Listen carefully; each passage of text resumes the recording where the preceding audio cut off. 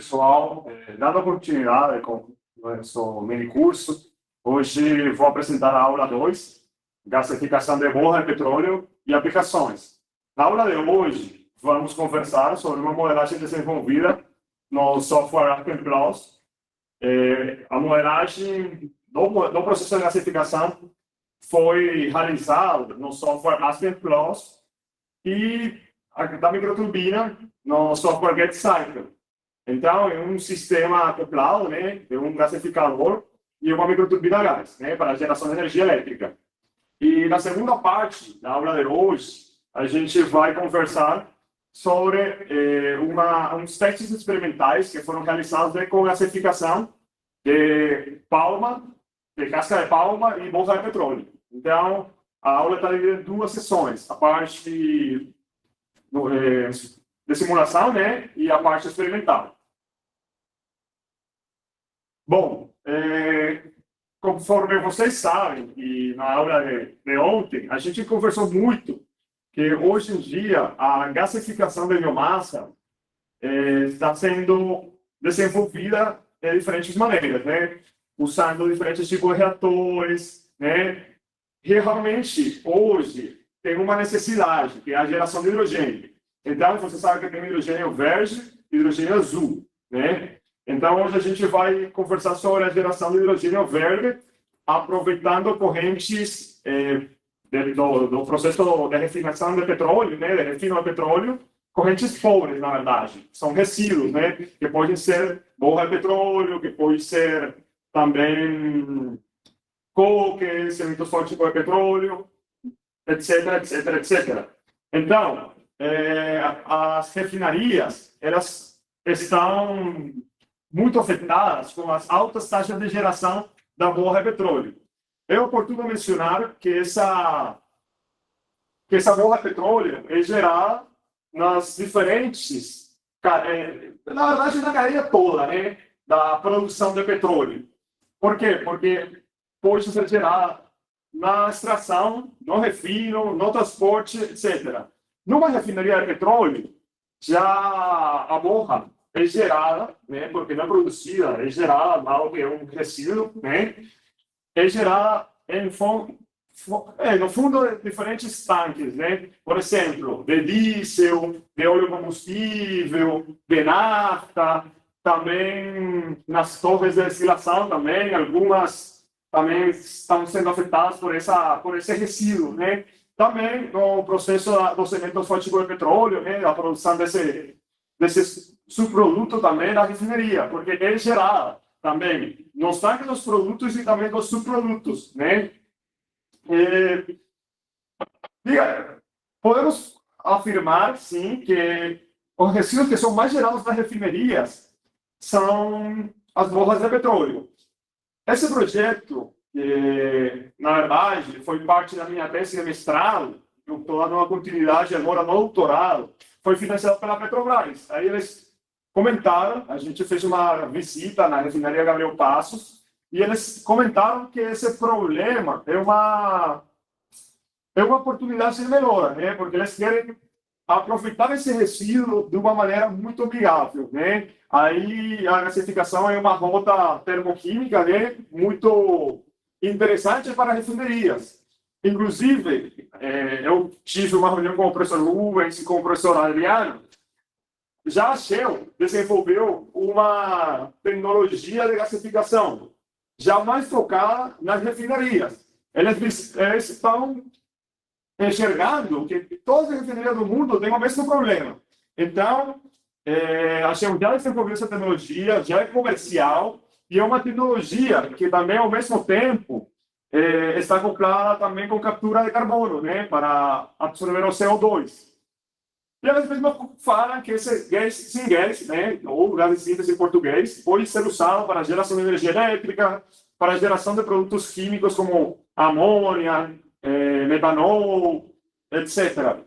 E também, através de Fischer-Tropsch, outros combustíveis líquidos sintéticos. Também pode ser usado na mesma refinaria. Tem um processo que é muito importante, que é a deshidrasulfuração, né?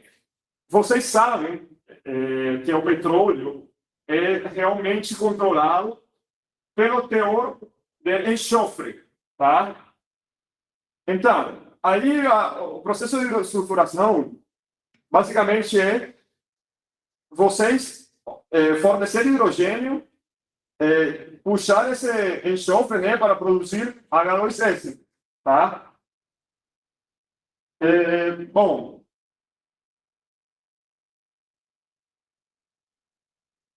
como objetivo fundamental da pesquisa, né, está avaliar, né, um processo de conversão termoquímica como uma alternativa promissora para o tratamento de borra de petróleo. Com que objetivo? Com o objetivo de ter uma recuperação energética desses resíduos, né, porque não são só resíduos, são diferentes tipos de borra de petróleo, conforme já mencionei, visando um processo de gasificação, né, e gerar esse índice, o qual pode usar nas diferentes aplicações que eu já mencionei, tá?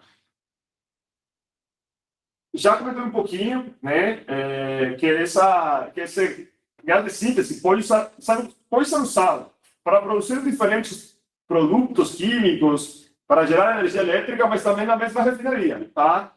Porque o hidrogênio, conforme eu já falei, é importante para esse processo da desidrosulfuração, tá? Aqui vocês podem observar uma foto da borra de petróleo. Essa borra que foi analisada é a borra de óleo combustível. Não, essa é a borra de CAP, né? Que é a borra de cimento asfáltico de petróleo. A borra de óleo combustível é líquida. Então, já vocês estão vendo uma diferença. Essa é sólida, tá? É sólida, a outra é líquida. No entanto, dado que é uma borra de cimento asfáltico de petróleo, quando vocês aquecem, temperaturas acima de 60 graus Celsius, já ela vira uma substância aquosa, né? A qual, quando é resfriada, a temperatura ambiente novamente é solidificada. Então, não é tão fácil gasificar esse tipo de resíduo. Já tem muito trabalho na literatura de pirólise, de borra, de incineração também, né? Que realmente a incineração não é uma boa alternativa devido ao NOx liberado na atmosfera. Então, para a gasificação é um desafio, porque aí realmente já vocês viram que pode grudar na parede do reator, do leito. Então, realmente, o recomendável é uma co-gasificação. Por isso, eu já falei que na parte experimental, a gente fez uma co-gasificação com casca de palma. Aqui a gente pode observar a caracterização físico-química da borra que foi objeto de estudo, tá?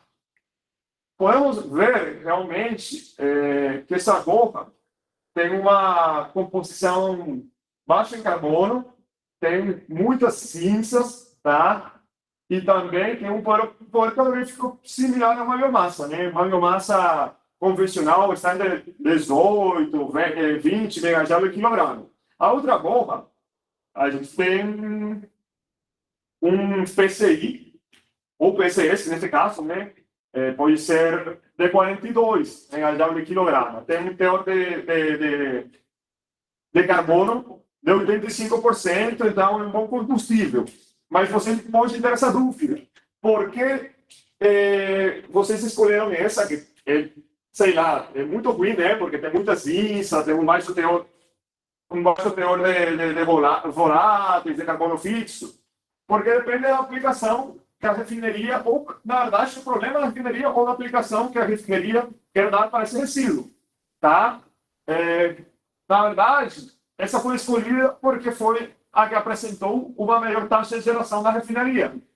Então, outro combustível era melhor, né? Falando em termos de teor energético, né? Ou conteúdo energético, só que realmente tinha uma taxa de geração muito baixa, tá? Meio que foi uma comparação, tá bom? Bom, agora vou iniciar com as hipóteses da modelagem. Sempre que a gente vai desenvolver uma modelagem, considerando que é uma aproximação, né, do processo real, a gente tem que considerar algumas hipóteses para o modelo, porque realmente uma modelagem pode prever o comportamento do processo, no entanto, não é 100% exata. E, às vezes, é necessário a gente considerar algumas hipóteses, tá? Bom, a gente inicialmente considerou regime permanente.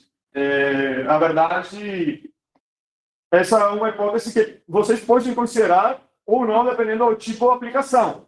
Porque muitas vezes o pessoal considera que é transiente. Então, depende do tipo de modelagem. Essa modelagem aqui é uma modelagem que tem...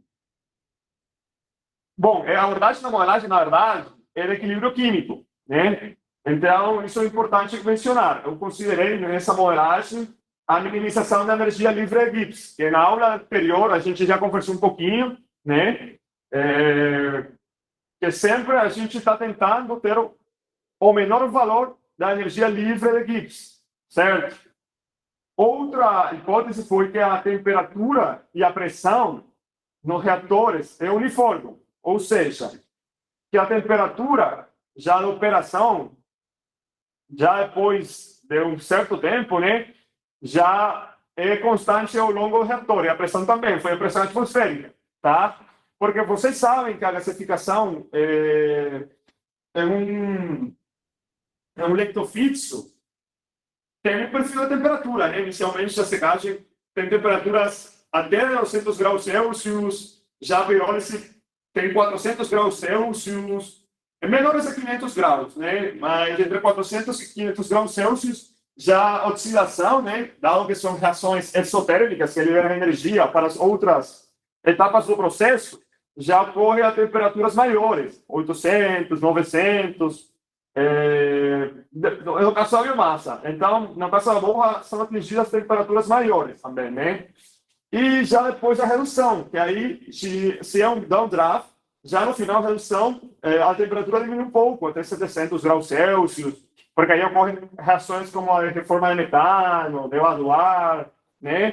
Que realmente não são necessárias temperaturas tão altas assim como na etapa da oxidação, tá? Na oxidação, como falei, ela libera energia para a etapa de secagem e para a etapa de redução, tá? Aí a gente também mencionou que a pirólise ocorre instantaneamente, ou seja, que é muito rápida, né? E também a gente considerou uma reação global para prever a etapa de pirólise. Todos os reatores que foram considerados na modelagem atingem o equilíbrio químico. Ontem eu falei que tem dois tipos de reatores de equilíbrio no ácido Plus, tá? O reator de Gibbs e o reator de equilíbrio, certo? Então, nesse eu considerei reatores de Gibbs. Já quando vocês estejam mexendo aí na parte do software, vocês vão evidenciar que o mesmo Aspen, ele oferece essas opções, né? Depois também a gente considerou que as cinzas estão inertes, tá? E que o char é considerado como carbono puro, né? Isso a gente conversou ontem. O char realmente não é 100% carbono, mas é não 25%, não 27%, então é uma aproximação válida, né? É uma hipótese válida, considerando que o char é carbono puro. Aí, quando ele é formado na etapa de pirólise, tá? Então, a formação de tar e de carbonetos pesados de petróleo é desprezível. Por quê? Porque, na verdade, a gente tem que considerar a cinética de todas essas reações. Então, não é tão simples assim vocês considerarem, sei lá, só alguns, já até sem doutorado, já considerei mais espécies na etapa de gasificação. No processo todo, na etapa de secagem, já considerei mais hidrocarbonetos de petróleo, tá? Porque essa modelagem é cinética, essa aqui é de equilíbrio, então também é válida essa hipótese. Bom, o processo é adiabático, realmente tem perdas de calor na vida real, um reator, né? Tem perdas por cá, os equipamentos têm quedas de pressão, também tem perda, sei lá, o calor também é liberado no ambiente, né? Só que são valores nos leitos fixos, como esse caso, bem baixos. Tá? A queda de pressão muitas vezes é depressível até. Tem estudos experimentais que mostram isso, né? Que tu trabalha a pressão atmosférica e que pode cair a 0,97 atmosferas. Então, valeu também. A gente considerou no estudo, como eu falei, a borra do fundo do tanque de óleo combustível, que é a que, na refinaria que a gente foi, é a que tem uma maior taxa de geração. Foram considerados no estudo 2 cenários. Um com oxigênio puro, como a gente tem gasificação, e outro com misturas ar-vapor. Pessoal, aqui tem um ponto importante, nos agentes de gasificação. Eu ontem falei que oxigênio, ou também quando é considerado ar, tem uma equação que é a relação de equivalência. Tá? Aí no final eu vou mostrar os 2 papers que foram publicados dessa dissertação, e aí vocês podem enxergar melhor as equações, tá? Porque realmente o tempo é limitado e também não podemos analisar as equações todas, beleza? E, bom, aí a gente considerou meio que tanto oxigênio como vapor são produzidos na mesma refinaria, ou seja, que eles não foram comprados, tá? E onde a sigla OS corresponde a Oil Solution, em inglês borra petróleo, são resíduos gerados na refinaria. Então, a matéria-prima, ou feedstock, é gerada na mesma refinaria e também os agentes de gasificação são gerados, são produzidos na mesma refinaria, tá? E, bom, aí a gente fala que os requerimentos energéticos do processo de gasificação, porque, evidentemente, é um processo numa refinaria, então pode ser que precise o vapor, por exemplo, fornecido na mesma refinaria, o consumo energético dos equipamentos. Então, os requerimentos energéticos do processo todo também são fornecidos ou são autogerados, vamos falar assim, na refinaria, tá? Tipo, que podem ser, sei lá, que o consumo, não considerar um consumo energético, nem os custos das utilities, tá? Bom, pessoal, aí a gente está observando, né, o esquema do modelo de gasificação. O R1 corresponde, na verdade, à etapa de pirólise. Já sei que eu falei antigamente que a gente iniciava com a secagem, porque nessa moragem não foi considerada a etapa de secagem, pelo fato que essa borra tem uma umidade menor a 10%. Então, não é necessário a gente, para esse caso, esses aquecidos não tem muita umidade, realmente, né? Então, para um reator de gasificação, não vai fazer diferença a gente ter essa etapa de secagem, porque já são teores de umidade bem baixos, né? Já tem um SC2, né? Bom, o R1 corresponde a pirólise, né? Então, aí são formados char, voláteis, alcatrão também, tá? Ou em inglês tar. Só que, aí nesse caso, a gente não considerou o tar nas hipóteses, né? Que a gente falou que é desprezível, tá? Então, aí tem um separador. A gente separou o char, tá? Porque realmente esse char é útil na etapa de redução, que é onde ocorrem as ações de evaluar, de reformar metano, etc, etc, etc. Tá? Então, os voláteis que foram produzidos na etapa de pirólise são enviados para o reator 2, que corresponde à etapa de oxidação. Tá? Aí são fornecidos os agentes de gasificação na corrente ágil, né? Aí são fornecidos para o cenário 1, vamos falar do cenário 1, né? Oxigênio, e para o cenário 2, as misturas. Então, com relação às misturas, é oportuno indicar que o ar considera essa equação que eu falei da relação de equivalência.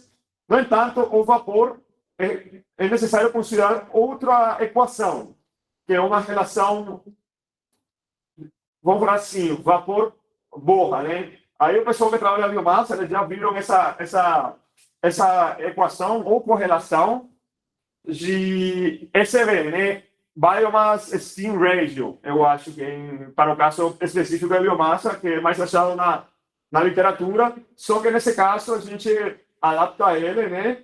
Como Steam Steam Oil Sluice Ready. Acho que no artigo aparece SOS, SOS ou SOR. Então, é por isso essas siglas do artigo também, tá?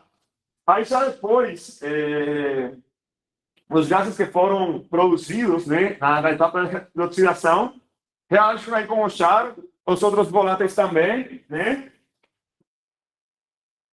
Só um minuto. Então, aí, o char também oxidado. Bom, na verdade, o char, aí nesse ponto, já é convertido, né, em diferentes gases combustíveis, como hidrogênio, metano, monóxido de carbono. Está o CO2 também, tem um pouquinho de vapor no final, tá? Só que, no caso da gasificação, pessoal, o maior interesse já vocês viram, né? O que a gente falou sobre o hidrogênio verde e o hidrogênio azul. É a produção de hidrogênio.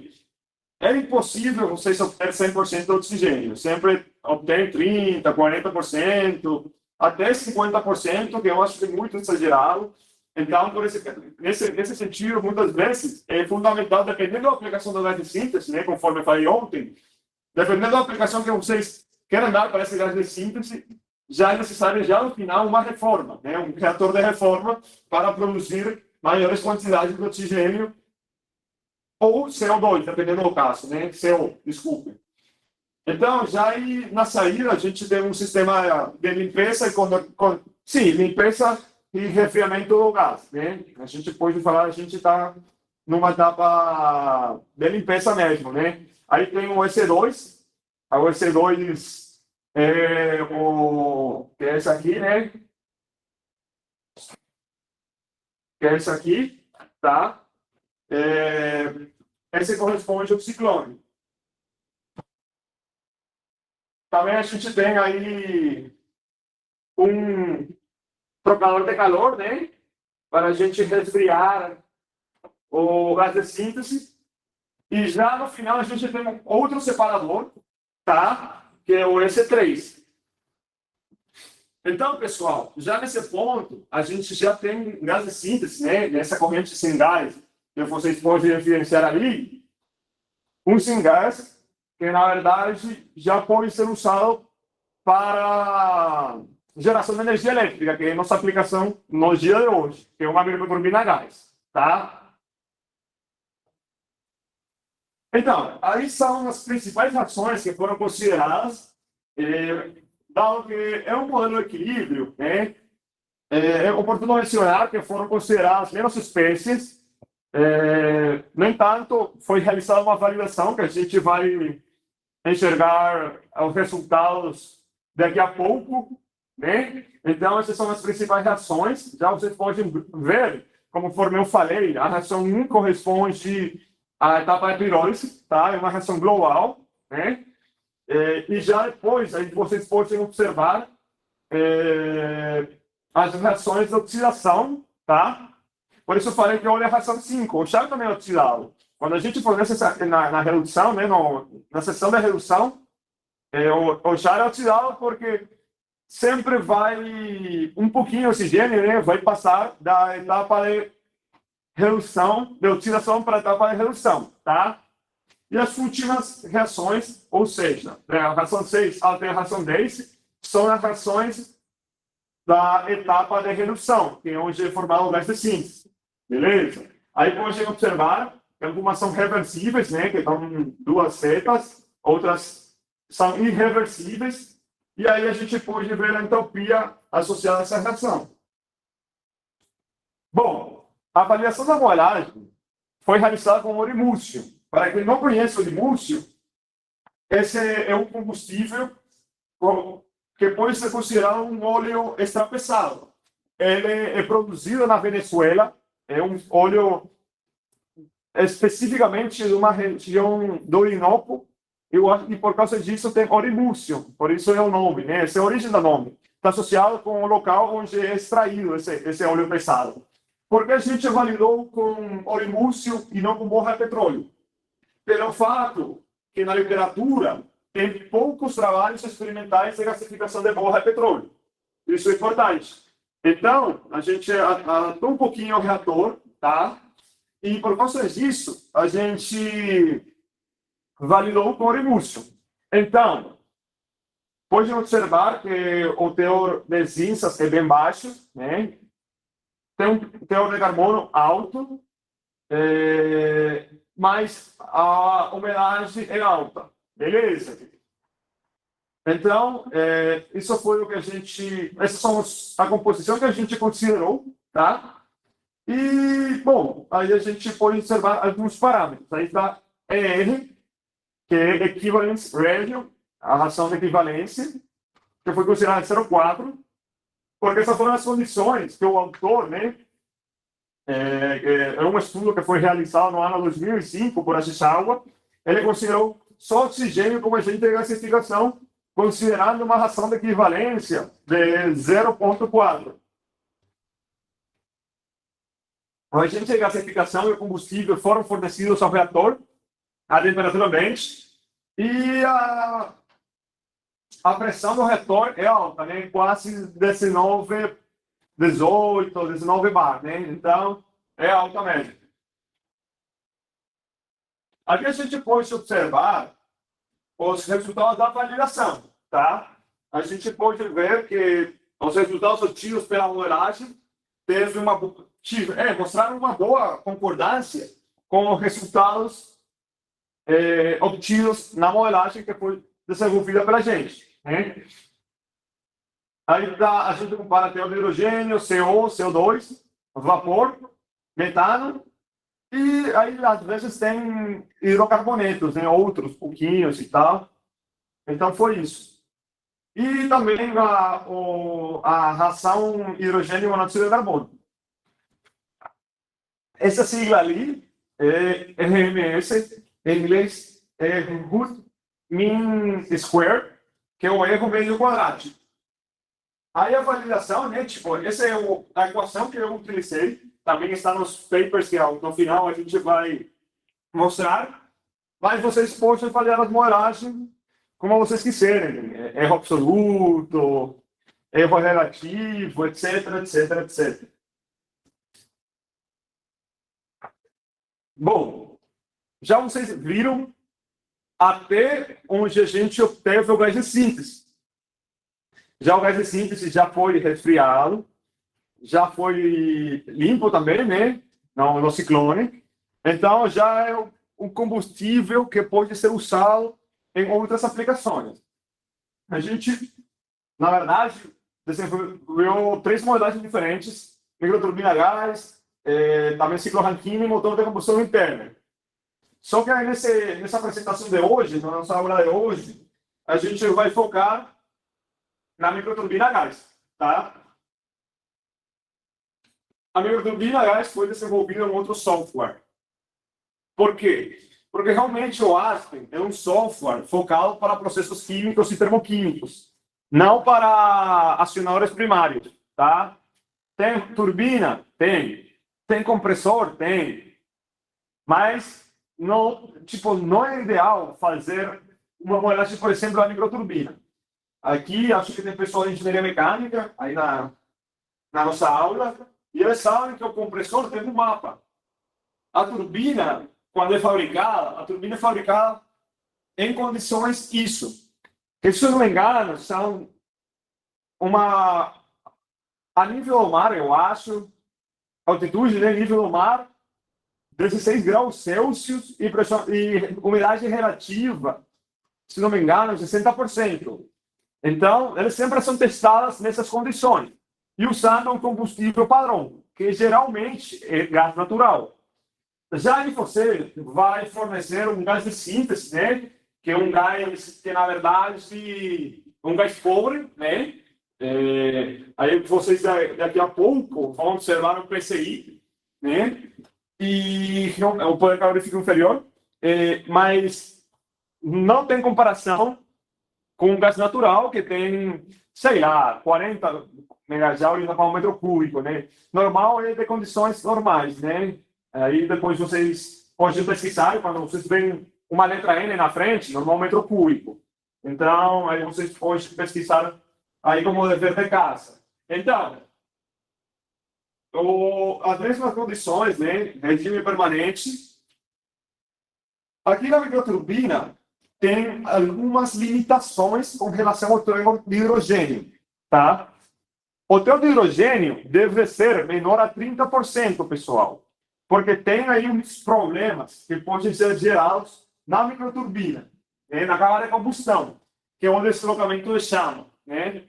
Então, aí a microturbina pode ser danificada.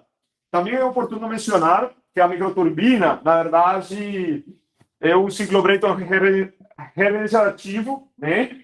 Porque tem um trocador de calor, né? Que a gente vai ver daqui a pouco, que aproveita os gases de exaustão da turbina, tá? Então, tem um processo de regeneração.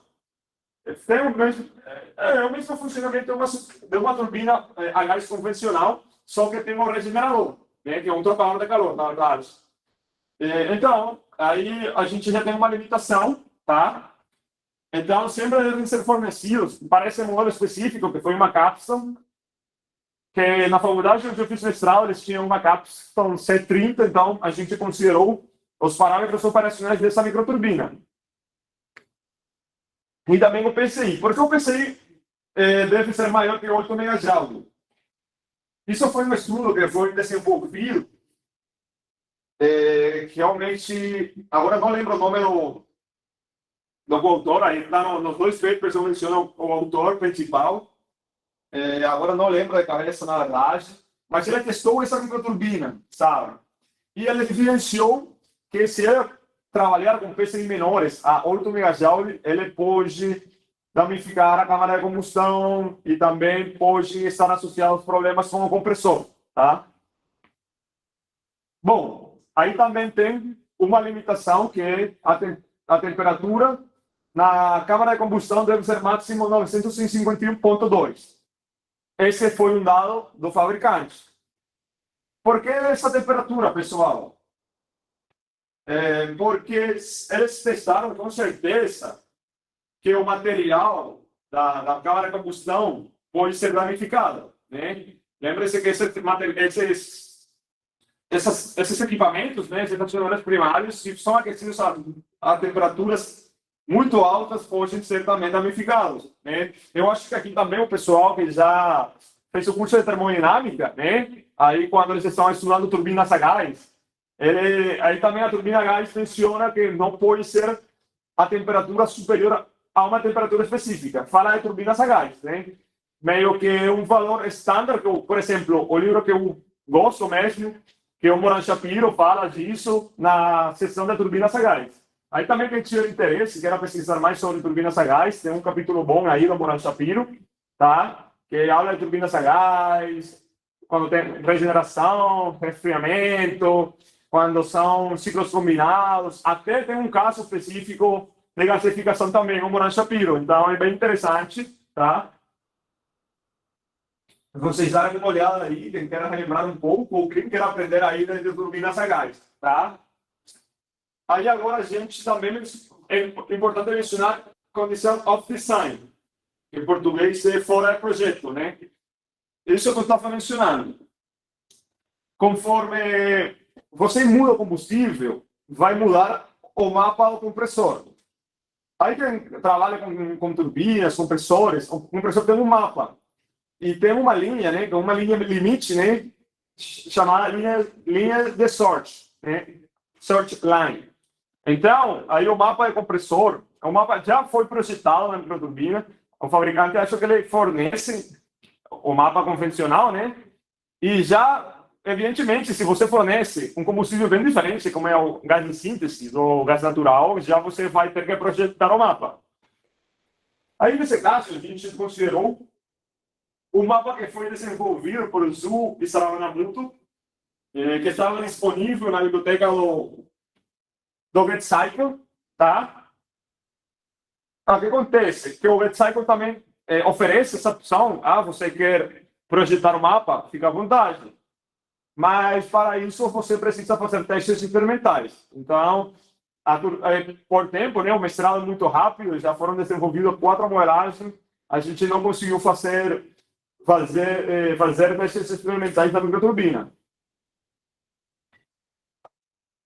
E, bom, a gente considerou perdas de pressão, quedas de pressão mesmo, no regenerador, mas que são constantes. A gente considerou um valor estándar e esse valor foi fornecido pelo fabricante.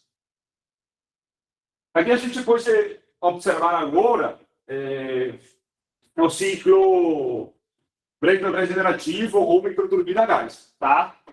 A gente referencia o combustível aqui, né, na câmara de combustão, mas o ar pode ser a temperatura ambiente, ar atmosférico, na verdade, é comprimido aqui, tá? É aquecido aqui no regenerador, certo? Já esses gases quentes e pressurizados, né, entram aí na câmara de combustão, onde acontece a combustão do combustível, nesse caso, o gás de síntese, né? Aí, os gases de combustão são fornecidos aí na turbina a gás, desculpe, na turbina, né? Porque a turbina a gás está composta por esses elementos. Aí é gerado o trabalho, né? Para gerar energia elétrica, né? O trabalho geral aqui é fornecer o gerador e aí é produzir ou gerar energia elétrica, tá? Então, parte desse trabalho é usado para acionar o compressor, tá? É oportuno mencionar isso.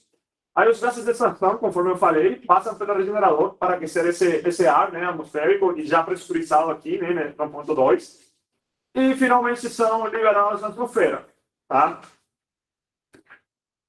Então, pessoal, esse é o esquema, né, da modelagem que foi desenvolvida. Bom, aí estão alguns dos parâmetros que eu mencionei. A temperatura dos gases de extração deve ser 280 graus Celsius, né? Também tem a eficiência da turbina, né? Do elemento da turbina, não da microturbina. A eficiência global da microturbina é 33%, tá? Aí também a gente pode observar a eficiência do gerador, também a eficiência da câmara de combustão, a eficiência do dispositivo, né? Do equipamento compressor, a relação de pressão do compressor e a efetividade do regenerador, tá? Essa efetividade já está considerando as perdas do lado quente e do lado frio do regenerador, conforme eu já mencionei, tá? Bom, pessoal, agora vamos analisar um pouco os resultados do processo de gasificação, né? Aí a gente pode observar, né, uma relação direta, né, da ração de equivalência com a temperatura de gasificação, a temperatura do processo. Conforme você aumenta a ração de equivalência, seja para o caso oxigênio ou o caso misturas a vapor, né, aí já você vai ter um aumento de temperatura. Então, conforme a ração de equivalência aumenta, a temperatura de gasificação também aumenta. Beleza? Por quê? Porque conforme a ração de equivalência vai aumentando, o reator está mais próximo das condições de combustão completa, né? Uma condição de combustão. Né? Lembre-se que para a combustão a gente tem rações de equivalência maiores a 1. Maior igual que 1, né? Que 1, na verdade. É isso, então, aí você pode ver que conforme a gente aumentou a ração de equivalência, a gente teve esse aumento de temperatura. Então, eu estava pensando agora, que eu sei que ontem eu falei, mas rações de equivalência, você falou que geralmente são recomendáveis entre 0,2 a 0,5. Sim, mas já tem estudos também experimentais de gasificação, né? Com rações de equivalência baixa. Porque, na verdade, uma pirólise, eu já falei que tem que ser em atmosfera inerte, tá? Tem o que eu falei ontem aí, o professor Rubens, ele conseguiu pirólises com rações de equivalência bem baixas, né? Próximas a zero, não zero, mas não era um 0,1, né? Porque já aí já tem oxigênio suficiente e já não pode ser realizada a pirólise, né? Então, esses foram os resultados aí da temperatura de gasificação. Agora a gente vai comparar as composições, né, do gás de síntese para os dois cenários, tá? O primeiro é o oxigênio, né? Oxigênio puro, vamos falar assim, e o outro é a mistura de ar-vapor, tá? Então, podemos observar aí como aumenta o hidrogênio e o CO, né, atingem um ponto máximo e depois diminuem. Tudo isso depende das razões, né, porque elas, como estamos falando de equilíbrio, né, elas estão respeitando, né, o princípio de Letelier, tá? Então, é uma parte já das reações químicas, do equilíbrio químico, que por causa disso o hidrogênio se aumenta e depois diminui, tá? Aí também pode ser observado aí para hidrogênio, desculpe, para ar vapor, mas aí a diferença é que olha que o hidrogênio aumentou demais. Isso é pela presença do vapor, né? Aí vocês sabem que o vapor é uma, já contém hidrogênio, então favorece, né, algumas reações, né? O equilíbrio pode tender, né, pode se movimentar para os reagentes ou para os produtos, dependendo da temperatura, né? Mas as tendências são, vamos falar assim, são similares, né? Só que já no segundo caso, já a gente pode diferenciar como o vapor já favorece mais, né, a geração de um gás de síntese com alto teor de hidrogênio, né? Aqui, no caso do metano, né, a gente pode observar tendências similares. O que acontece com o metano? Quando você tem, já conforme a função de equivalência vai aumentando, já você sabe que já está superando temperaturas de 400 graus Celsius. Essas temperaturas favorecem o carregamento de carbonetos leves e pesados também. Nesse caso, leve é metano, né? Geralmente, temperaturas maiores que 400 graus Celsius favorecem o carregamento desses hidrocarbonetos leves, tá? Então, aí, essas foram as tendências que a gente teve aí para os dois cenários. Agora, podemos observar também o PCI, né? O poder calorífico inferior do gás de síntese normal, megajoule por metro cúbico, em base mássica, em base volumétrica. Porque a composição aí no slide anterior já está em base volumétrica, que na verdade, como são considerados como gases ideais, né? A base volumétrica é igual à base molar, tá? Aí vocês podem observar também alguns estudos com posições molares, né? Pessoal, aí então a gente pode diferenciar que o caso do oxigênio, da gasificação com oxigênio, fornece melhores valores, né, de PCI. Por quê? Pelo fato que não tem nitrogênio. Então, vocês estão vendo. Aí, uma tem, já você viu, mas o caso do ar puro, desculpe, do oxigênio puro, tem menor teor de hidrogênio, né? Aí, em certas condições. Beleza. Mas, sempre tem um PCI maior. Por quê? Porque já na mistura ar-vapor, a gente, já pelo fato só de fornecer ar, a gente já tem nitrogênio, né? Lembre-se que o ar está composto por 79% de hidrogênio e 21% de oxigênio, né? Esse nitrogênio é quimicamente inerte. O nitrogênio não reage com nada, por isso a pirólise em ambientes inertes, só com nitrogênio. Então, esse nitrogênio afeta o PCI, certo? Inclusive, aí vocês podem observar que são poucas as condições no que a gente pode produzir esse gás de síntese que pode ser usado na microturbina. Enquanto que já em várias condições da gasificação, esse gás de síntese pode ser fornecido na microturbina, né? Então, é isso, já vocês evidenciaram, tá? Que o caso do oxigênio, em certas condições, produz menos hidrogênio, tá? Mas sempre vai mostrar um valor de poder calorífico superior comparado, tipo, sim, um valor maior comparado com o caso de ar-vapor, tá? Agora, a eficiência de gás frio.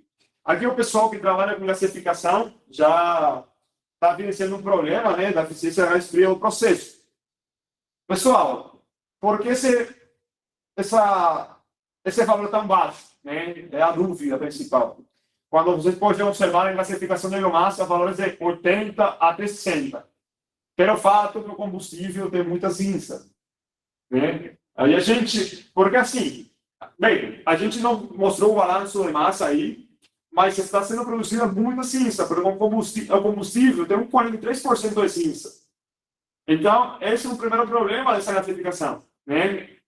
Além que é um resíduo perigoso, que é difícil, né, de gerenciar, né?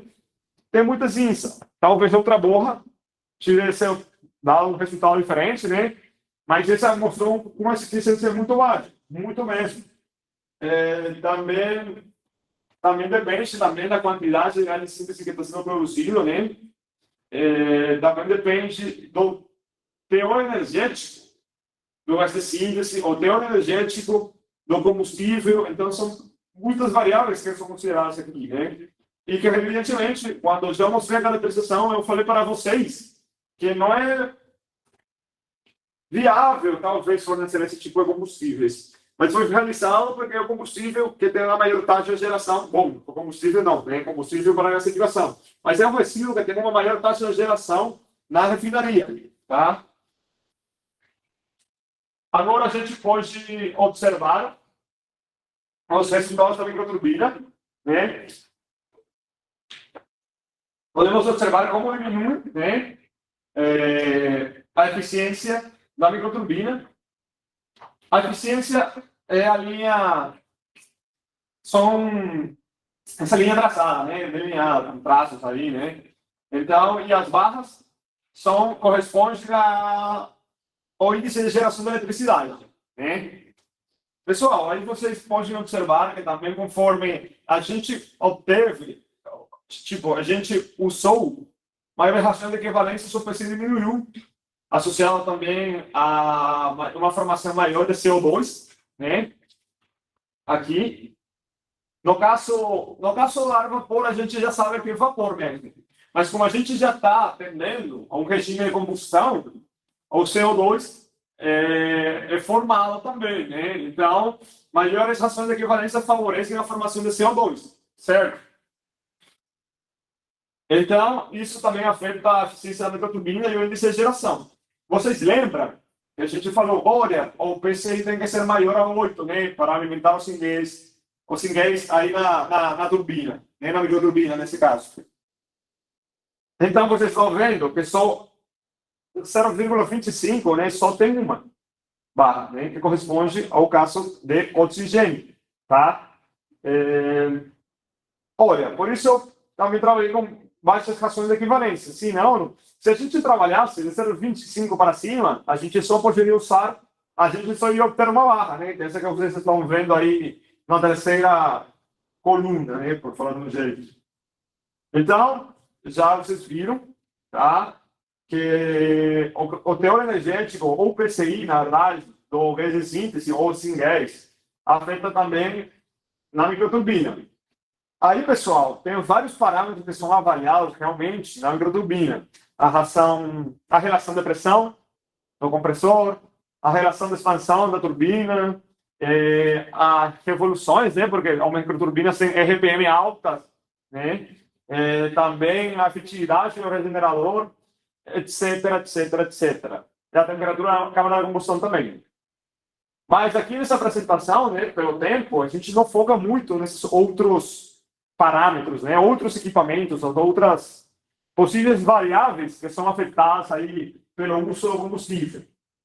Mas aí vocês podem observar aí nos artigos que no final vão ser mostrados, né? Aqui a gente tem uma variável muito importante quando a gente usa um combustível diferente ao combustível padrão, que é o derating, tá? Em português, perda da carga. Pessoal, essa microturbina foi projetada para produzir 200 kWh, né?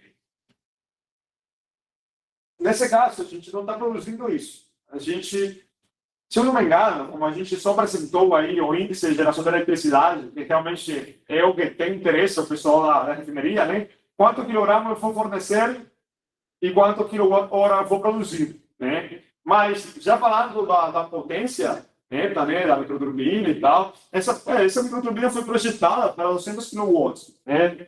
É microturbina mesmo, né? Já quando vocês têm turbinas a gás, tem megawatts, né? Tem uma faixa de megawatts bem abrangente, tá? Só que aí esse combustível, a gente não conseguiu, acho que, produzir 120 quilowatts. Então, tem uma perda de carga, tá? Então, a gente pode evidenciar isso ali.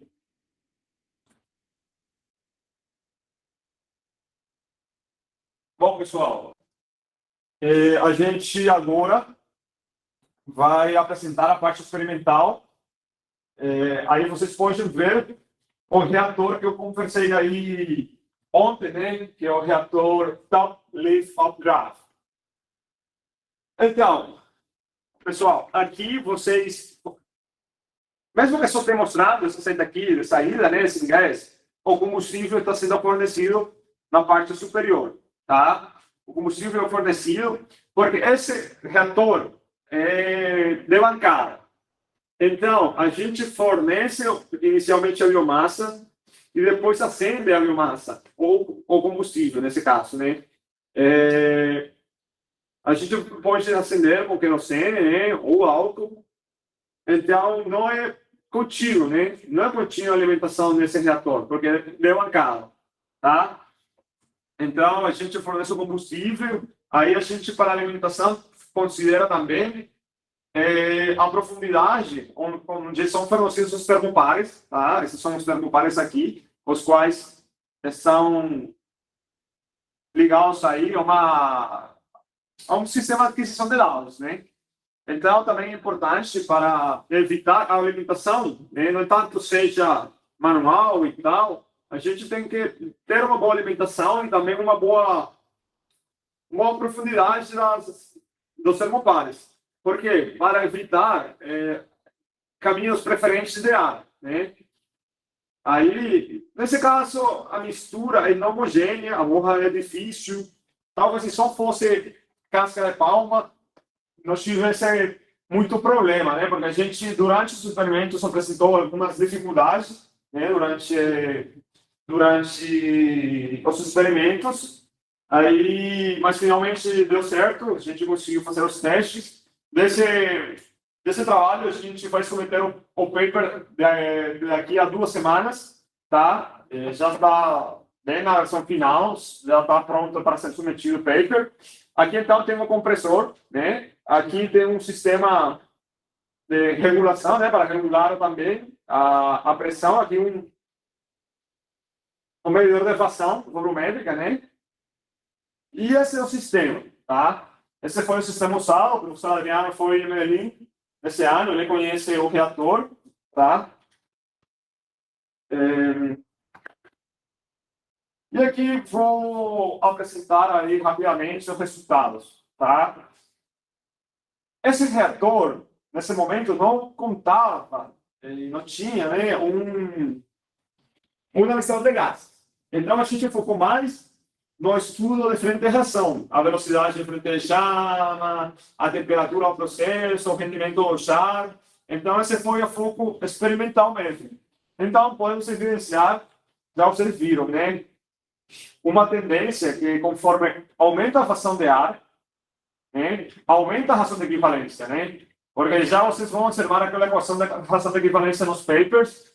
Então, já com uma maior fração de ar, você tem uma maior fração de equivalência e, portanto, uma maior temperatura. Isso já foi evidenciado na modelagem. Então, já vocês viram que o que a gente fez, né, e as tendências que tivemos aí na parte numérica, né, na parte computacional, né, representa um comportamento real, tá? Da mesma maneira, a velocidade de frente de chama. A velocidade de frente de chama já depende do tempo, né, em que a chama é deslocada ao longo do reator. Aí já acho que o tempo curto, né, são 3 e 12, a gente não pode aprofundar muito nisso. Mas já vocês estão vendo também que a velocidade de frente de chama vai ter uma maior velocidade, né, porque olhem as unidades, milímetro, metro. Então, basicamente, é a velocidade de frente de chama. Então, já maiores reações de equivalência, maiores frações de ar fornecidas no reator, né, vão favorecer a velocidade de frente de chama. E, portanto, também um maior consumo de combustível, né? Evidentemente, eles estão interligados. E aqui também a gente já tem uma. A gente pode ter uma tendência diferente já para o consumo, o rendimento Char, né? Char Hill, né? Por que, pessoal? Porque realmente já também maiores vações de ar favorecem um maior consumo de combustível, tá? Já isso foi evidenciado aqui. Olha só, o azul, o consumo específico de combustível é maior conforme aumenta a ração de equivalência, né, ou a ração fornecida, pelo fato que já estamos próximo aí da regime de combustão e as rações de utilização favorecem esse consumo de combustível, né? O rendimento do char, já falei porque tem essa tendência, tá? Pessoal, esses são os dois artigos. Esse primeiro foi publicado aí em janeiro de 2021 na Energy, né? Esse paper aí foca mais nos três acionadores, sabe? Nos três acionadores que eu falei, que são motor de combustão interna, ciclo Rankine convencional e microturbina. E o segundo da Energy, aí considera já a microturbina, já está focada mais na microturbina gás, também foi realizada uma avaliação ambiental. Eu sou Adriano que trabalha nessa área. Aí foi o Software Gate Cycle, né? O Vinícius aqui também que está aqui na sala, ele vai trabalhar essa parte de conversão termoquímica, fazendo uma avaliação ambiental. Então esse segundo paper é com uma abordagem totalmente diferente, porque foca já na microturbina em todos os parâmetros que foram analisados. E também uma avaliação ambiental e é comparado com dois métodos de tratamento convencional da borra, né? Porque a borra, geralmente, é tratada nas refinarias com non-farm, que basicamente são aterros, né? A borra é fornecida, né, na terra e fica ali. E a incineração, que é outro método convencional. Acho que aqui tem vários estados do Brasil que a incineração é proibida, né? Para o pessoal que é de outro país. Aí o Brasil é uma república federativa e as leis de um estado não necessariamente são iguais a outro estado, né? Então, aí tem um que eu lembro, né? Não sei se o estado de São Paulo, o professor depois pode confirmar isso, mas eu acho que aqui a incineração é proibida. No entanto, eu acho que aqui não tem refinaria, né? Não sei, aí depois vocês podem me corrigir. Tem? A maior. Ah, é? Mas eu achava que não era na Inoguio, essa parte é aqui? Ah, tá. Não, conheço não. É que realmente aqui no estado de São Paulo eu só conheço Campinas, na verdade. Campinas e São Paulo, né? Então, mas aí o professor Adriano falou um dado interessante, que tem a maior. Qual é o nome mesmo? Então, acho que aqui é proibida a incineração. Não sei, realmente. Não lembro agora mesmo em quais estados é proibido ou não, mas eu sei que são vários. E é isso, pessoal. Quem quiser os papers aí que eu mostrei, né? Vocês podem acessar os papers da faculdade, né? Acaba tendo um convênio com a Elsevier, então é fácil. Mas quem não estiver aqui na faculdade, e seja numa faculdade no Brasil, tem Café Capes também, né? Que é possível fazer download dos papers. Mas se não tiver, pode mandar e-mail aí, que eu posso enviar os papers. Aí tem outros trabalhos de gasificação, tem outro aí de resíduo sólido urbano, que o professor Adriano está trabalhando nessa área também. Tem um de pirólise também. Hoje foi aceito um também. Bom, hoje não, na segunda foi aceito um em Energy Conversion Management, que é de biorefineria. A gente já publicou em biorefineria. E, pessoal, eu estou à disposição. Aí a gente tem 13 minutos para ter um papo, conversar um pouco. Tem uma pergunta, Jorge. Pode perguntar, professor. Para simular a microturbina, né, você usou um software específico. Sim, GetCycle. Queria saber se você chegou a comparar resultados com fazer a mesma simulação em Aspen e quais dados que você não conseguiu. Sim, mas que tipo de dados não seria possível conseguir com o Aspen, simulando aquele sistema? Então, aí, na verdade, eu queria simular a microturbina no Aspen, só que o meu orientador não me permitiu, porque ele é hidromecânico e meio que ficou pistola, né? Mas realmente ele tinha razão. Porque o GetCycle é um software que já não é mais comercial, ele foi um software desenvolvido pela General Electric, né? A vantagem é que o que eu falei, o mapa compressor, fundamentalmente isso, professor. O Aspen tem uma limitação. No Aspen não pode ser possível fazer condição of design, que é fora do projeto, né? Meio que no Aspen você fixa com o teu valor. Aí quem trabalha no Aspen, aí você tem que fixar a eficiência do compressor. Por exemplo, você sabe que a microturbina, vamos aqui.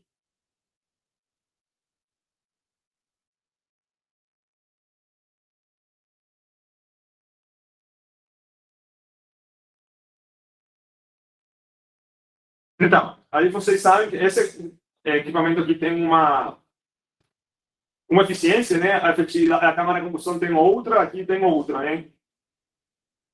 O que acontece? Que com o mapa do compressor, né?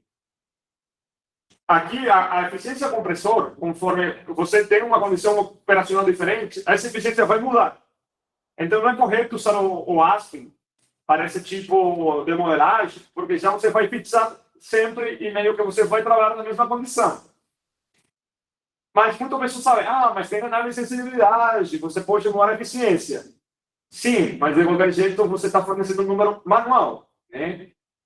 Não, você não está criando o mapa da microturbina, né? O mapa do compressor, porque não é linear. Então, não tem, é que esse é o problema, que esse mapa não tem uma tendência clara, não é linear, não é exponencial, já depende. Também tem a linha de sorte que eu falei, o Aspen não tem essa opção da linha de sorte, o Aspen é mais focado aí na parte de processos químicos, petroquímicos, de conversão termoquímica. Então, nem fiz, nem tentei, na verdade. Meu orientador não me permitiu.